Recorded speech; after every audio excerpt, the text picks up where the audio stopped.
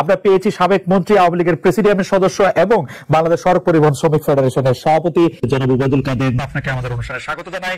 আপনি আমাদের এই সময় দিয়েছেন, সেজন্য শুভেচ্ছা ও কৃতজ্ঞতা জানবেন। আমাদের সাথে আরো থাকতে জানাই জনাব মির্জা ফখরুল আলমগীর, আপনি আমাদেরকে সময় দিয়েছেন এবং আমাদের সাথে যুক্ত হয়েছেন। আমরা একটু আপনার কাছ থেকে এটিও জানতে চাইবো, আওয়ামী লীগের হাজারো নেতাকে পালিয়ে গেছেন ভারতে, ঢাকার বদলে যেন কলকাতায় তারা সভা করছেন, মত বিনিময় করছেন, উদ্যানে আড্ডা দিচ্ছেন, ঘরের মাঠে বাদাম চিবুচ্ছেন।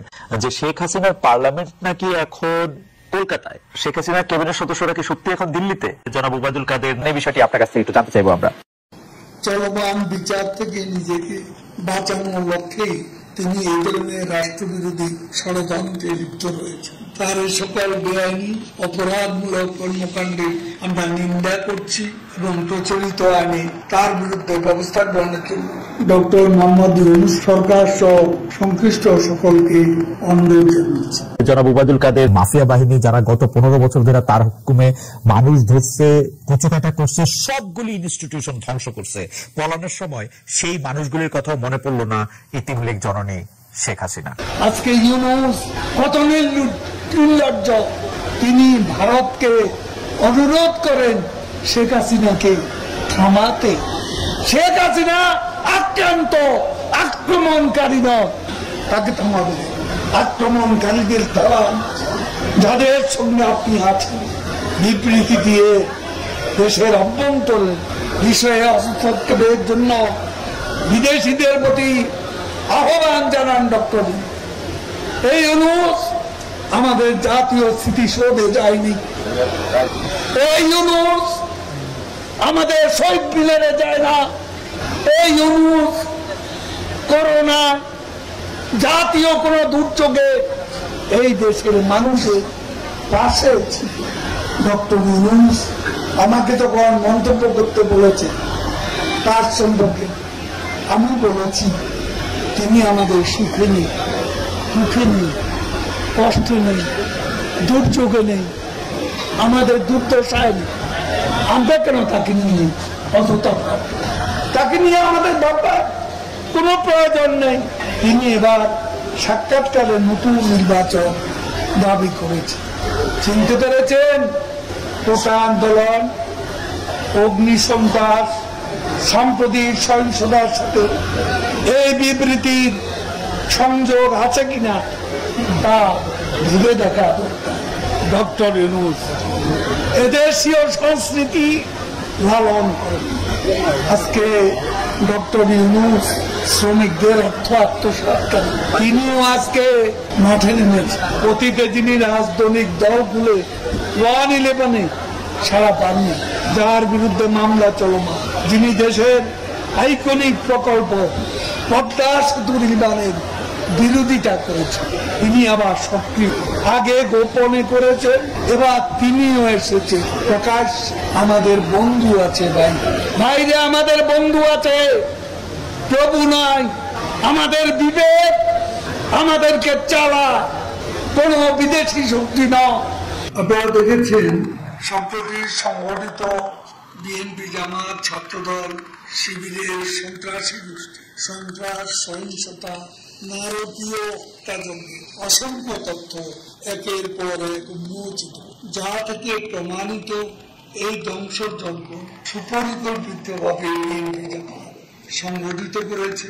সারা দেশ থেকে তারা তাদের সন্ত্রাসীদের ঢাকায় এনে হত্যা, সন্ত্রাস, ধ্বংসলীলা মেতে উঠেছে। জনাব উবায়দুল কাদের, আপনাকে অনেক যে প্রশ্নটি করতে চাই সেই প্রশ্নটি হচ্ছে যে অনেকের মানে শুরুর প্রশ্নটি সেটি অনেকের প্রশ্ন। আমাদের আসলে অনেকগুলি প্রশ্ন আছে আপনার কাছে। আপনার যে প্রশ্নের জবাব আপনি যেভাবে দিতে চান সেভাবে দিবেন, না দিতে চাইলেও আমরা দিব, মানে আমরা এটা নিতে পারবো, এত অসুবিধা নাই। আমাদের প্রথম যে প্রশ্ন সেটি হচ্ছে যে জনাব তারেক রহমান দীর্ঘদিন দেশের বাইরে আছেন। আমরা দেখেছি যে 5ই আগস্টে ক্ষমতার পট পরিবর্তনের পরে শেখ হাসিনা পালিয়ে যাওয়ার পরে তিনি ভার্চুয়ালি একটি জায়গায় তার পরদিনই ভার্চুয়াল বক্তব্য দিয়েছিলেন, বিভিন্ন অনুষ্ঠানে অনলাইনে সক্রিয় থাকছেন, বক্তৃতা দিচ্ছেন। কিন্তু বিএনপির পক্ষ থেকে কি আসলে দেশের পক্ষ থেকে এই দাবি আছে তাকে দেশে আসার, বা তারা মানে বিএনপি কখন মনে করে যে জনাব তারেক রহমানের দেশে ফেরা উচিত, মানে সে সময়টা কখন হতে পারে?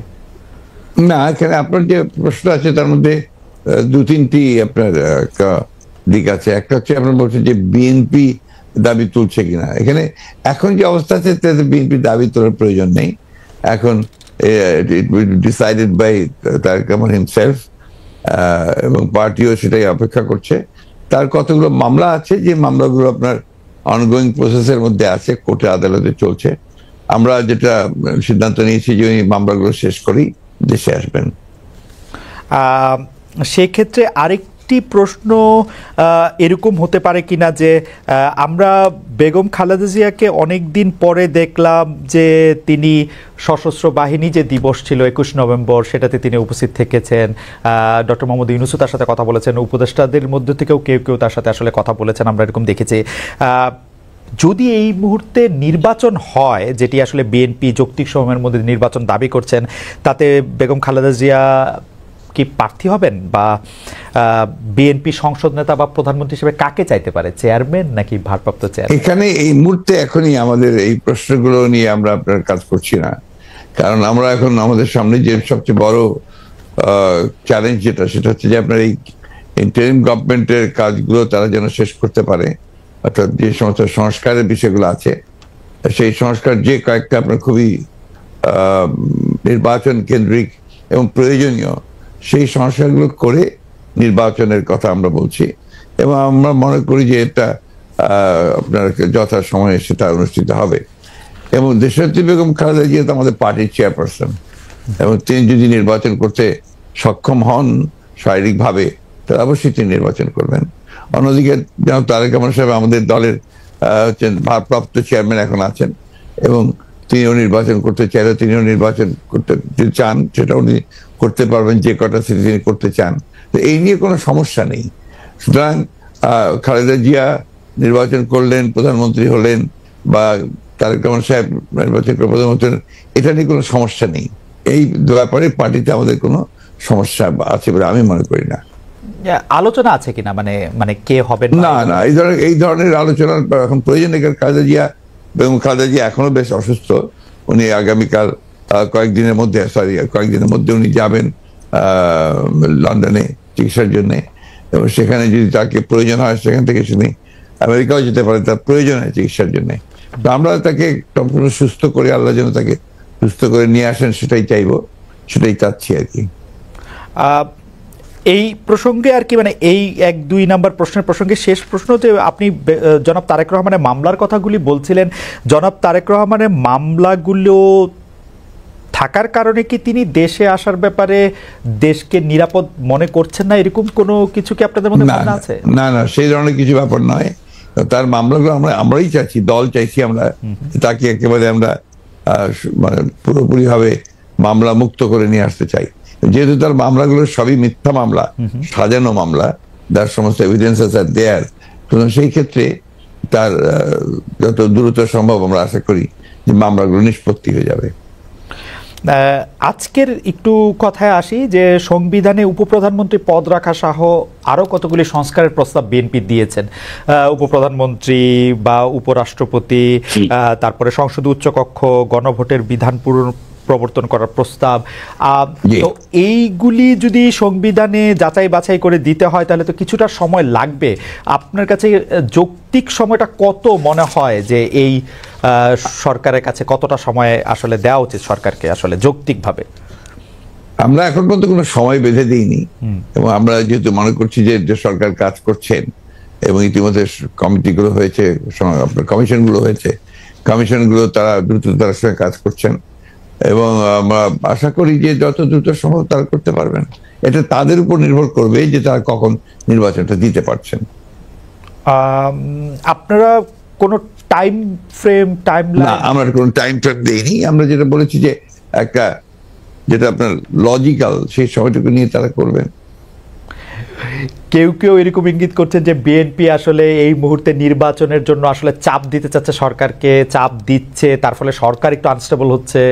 এইটা কি ঠিক? আবার অন্যদিকে সরকারের একটা জায়গা থেকে মনে হচ্ছে যে সরকার 2 বছর 4 বছর, হঠাৎ করে ডক্টর ইউনূস এটা 4 বছরের কথা বলাতে সেটা নিয়েও একটা বিভ্রান্তি তৈরি হয়েছে। আপনি এটাকে কিভাবে দেখেন? আমি দেখি একটু ভিন্নভাবে। এটা দেখি যে আমাদের দেশের মিডিয়া বা আপনারাই যারা মিডিয়াতে কাজ করেন আপনারা সবাই স্পেকুলেশনস করেন এবং স্পেকুলেশন করলে এটা আপনাদের হয়তো বা খুব ভালো হয়, কিন্তু আমাদের জন্য আমরা এই ব্যাপারটাতে আমি ব্যক্তিগত খুব বেশি আগ্রহী নই। কারণ আমরা আপনি যে কথাগুলো বললেন তার একটার সঙ্গে কোনো বাস্তবতার মিল নেই এবং আমরা সেই ধরনের কোনো চিন্তা করছি না বা সে ধরনের করছেও না। এবং আমি এখন পর্যন্ত দেখিনি যে আপনার সরকার যারা ইন্টারিম গভর্নমেন্ট আছেন তারা বেশি সময় থাকতে চান, 4 বছর থাকতে চান। কথাগুলো সেভাবে আসেনি, এগুলো আপনার মিসরিপ্রেজেন্টেড হয়েছে মিডিয়াতে। আর দ্বিতীয়ত আমরা যেটা বলছি, আমরা বলছি যে আমরা চাই যে আপনার একটা যৌক্তিক সময়ের মধ্যে সংস্কারগুলো হয়ে যাক, হয়ে গেলে আমরা অবশ্যই নির্বাচনে যেতে চাই। আপনারা যৌক্তিক সময়টা মানে হ্যাঁ আমাদের দোষ আছে জনাব মির্জা ফখরুল আলমগীর, আমরা ঠিকই, আমি দোষের কথা বলছি না, আমি দোষের কথা বলছি না। আমাদের কথা বলছি যে মিডিয়া আপনার স্পেকুলেট করেন, স্পেকুলেট মিডিয়া করতেই পারে, কিন্তু আমরা যেটা বাস্তবতা আমি আপনাকে সেটাই বলছি। না মানে আপনি যদি অনুমতি দেন আমাদের অবস্থাটা আমরা একটু বলি যে আমাদের কাছে মনে হচ্ছে যে নির্বাচন সংস্কার মানে কিছু বলা হচ্ছে যে কিছু যৌক্তিক সংস্কার করে যদি নির্বাচনটা না দেওয়া হয় তাহলে বিএনপি যখন ক্ষমতায় আসবে বা অন্য কেউ যখন ক্ষমতায় আসবে তারাও আসলে একই সরকারের সমান ফেসিস্ট হতে পারে, গত সরকারের সমান। তো সেইটা চিন্তা করে তাদেরকে সংস্কারের কথা বলা হচ্ছে। আমি এটার সঙ্গে একেবারেই একমত নই। আমি ঘোরতর আপত্তি জানাচ্ছি, তীব্র প্রতিবাদ জানাচ্ছি। বিএনপির সঙ্গে ফ্যাসিস্ট আওয়ামী লীগের তুলনা করার কোনো কারণই থাকতে পারে না। কারণ বিএনপি ইজ এ পার্টি যে দলটা বহুদলীয় গণতন্ত্র নিয়ে এসেছে। আওয়ামী লীগ একদলীয় শাসন ব্যবস্থা বাকশালে ছিল, আমরা বহুদলীয় গণতন্ত্র নিয়ে এসেছি।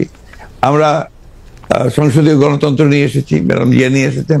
আমরা তত্ত্বাবধায়ক সরকার বিধান পাশ করেছি পার্লামেন্টে, এবং আমাদের কাছে ফ্যাসিস্ট আমরা এখন পর্যন্ত তো প্রশ্নই উঠতে পারে না। আমাদের যে পার্টির স্ট্রাকচার, আমরা যে কাজ করেছি সেগুলো সমস্ত গণতন্ত্রের পক্ষে গেছে। এবং 14 বছর লড়াই করেছি তো ফ্যাসিস্ট হওয়ার জন্য নয়, গণতন্ত্রকে প্রতিষ্ঠা করবার জন্য।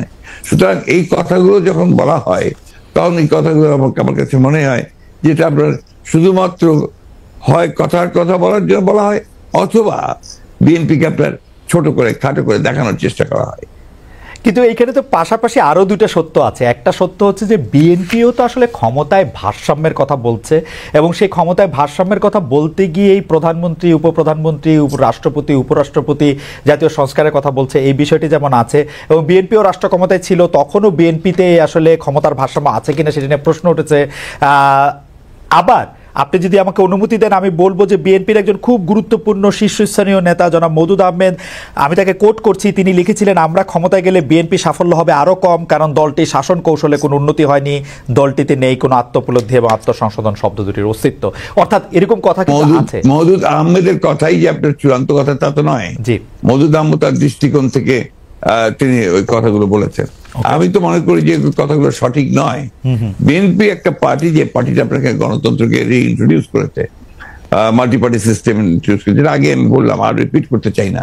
তো বিএনপিকে ওই দলের সঙ্গে বা ফেডারেশনের সঙ্গে তুলনা করাটাকে আমি মনে করি এটা একটা সঠিক তো নয়। আমি মনে করি এটা একটা উদ্দেশ্য প্রণোদিত। আচ্ছা,